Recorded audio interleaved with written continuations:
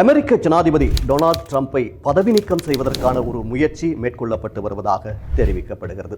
எதற்காக அமெரிக்க ஜனாதிபதியை பதவி நீக்கம் செய்ய வேண்டும், எப்படி அவரை பதவி நீக்கம் செய்யலாம் என்பது தொடர்பாக இந்த காணொளியில் பார்க்கலாம். அமெரிக்க ஜனாதிபதி ஒருவரை பதவி நீக்கம் செய்வதற்கு 2 வழிமுறைகள் காணப்படுகின்றன. ஒன்று, அவர் குற்றம் இழைத்திருந்தார், அதாவது தேச துரோக குற்றம் அல்லது ஊழல் குற்றச்சாட்டு அல்லது அதிகார துஷ்பிரயோகம், இப்படி ஏதாவது ஒரு குற்றத்தை அவர் இழைத்திருந்தால் அவரை பதவி நீக்குவதற்கு அரசியலமைப்பினூடாக ஒரு வழிமுறை காணப்படுகிறது. அதாவது அவருக்கு எதிராக ஒரு குற்றப்பிரேரணையை சமர்ப்பித்து அது வாக்கெடுப்புக்கு விடப்பட்டு 3/2 பெரும்பான்மை பலம் அந்த பிரேரணைக்கு கிடைக்குமாக இருந்தால் அவர் பதவியிலிருந்து நீக்கப்படுவார். இது ஒன்று. இரண்டாவது, அமெரிக்காவினுடைய அரசியலமைப்பின் 25வது திருத்தச் சட்டத்தினூடாக அவரை பதவி நீக்கம் செய்யலாம். அந்த சட்டத்தினூடாகவே அவரை பதவி நீக்குவதற்கான ஆலோசனைகள் இடம்பெற்றிருப்பதாக சொல்லப்படுகிறது.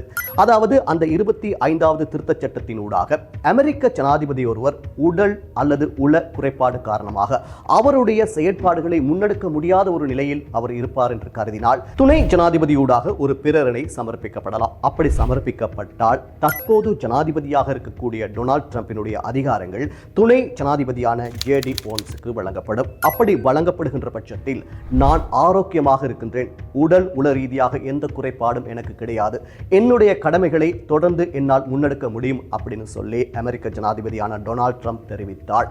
21 நாட்களுக்குள் அது தொடர்பான ஒரு விவாதம் இடம்பெற்று அந்த பிரேரணை வாக்கெடுப்புக்கு விடப்படும். இந்த வாக்கெடுப்பு மேல் சபையான செனட் சபை, அதே போன்று கீழ் சபையான பிரதிநிதிகள் சபை, இந்த 2 சபைகளிலும் வாக்கெடுப்பு நடத்தப்படும்.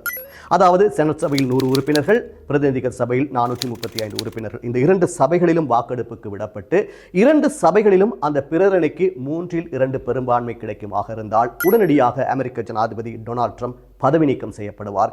இடைக்கால ஜனாதிபதியாக ஜேடி வான்ஸ் செயற்படுவார். இது அந்த சட்டத்தில் குறிப்பிடப்பட்டிருக்கிறது. சரி, எதற்காக இந்த சட்டத்தினூடாக டொனால்ட் ட்ரம்பை பதவி நீக்கம் செய்ய வேண்டும் அப்படின்னு சொல்லி பார்த்தா, கடந்த காலங்களில் அமெரிக்க ஜனாதிபதியுடைய செயற்பாடுகள் பல்வேறு விமர்சனங்களுக்கு உள்ளாகி இருக்கிறது. குறிப்பாக அமெரிக்கா மற்றும் ஈரானுக்கு இடையிலான போர் 5 வாரங்களை கடந்து நீடித்த நிலையில் ஒட்டுமொத்த உலக நாடுகளுக்கும் அது மிகப்பெரிய தாக்கத்தை ஏற்படுத்தியிருந்தது. இதன் காரணமாக அமெரிக்காவுக்கு எதிராக பல்வேறு நாடுகள் விமர்சனங்களை முன்வைத்திருந்தன. குறிப்பாக அமெரிக்க ஜனாதிபதி டொனால்ட் ட்ரம்புக்கு எதிராக பல்வேறு விமர்சனங்கள் முன்வைக்கப்பட்டன. அமெரிக்காவிலும் கூட அவருக்கு எதிரான ஆர்ப்பாட்டங்கள் முன்னெடுக்கப்பட்டன. அது மாத்திரமல்லாமல் ஆளும் மற்றும் எதிர்க்கட்சி உறுப்பினர்கள் கூட அமெரிக்க ஜனாதிபதியை விமர்சித்திருந்தார்கள். இதே சந்தர்ப்பத்தில் அண்மையில் மிக சர்ச்சைக்குரிய ஒரு கருத்தை அவர் பதிவு செய்திருந்தார்.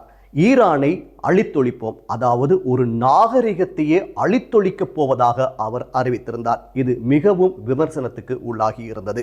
இப்படியான அறிவித்தல் போர்க்குற்றத்துக்கு ஈடான ஒன்று என்று கூட விமர்சனம் முன்வைக்கப்பட்டது. இப்படியான நிலையில்தான் அமெரிக்காவினுடைய ஆளும் கட்சி உறுப்பினர்களும் எதிர்க்கட்சி உறுப்பினர்களும் இந்த 25வது திருத்தச் சட்டத்தினூடாக அமெரிக்க ஜனாதிபதியான டொனால்ட் ட்ரம்பை பதவி நீக்குவது தொடர்பாக ஆலோசித்திருப்பதாக தெரிவிக்கப்படுகிறது.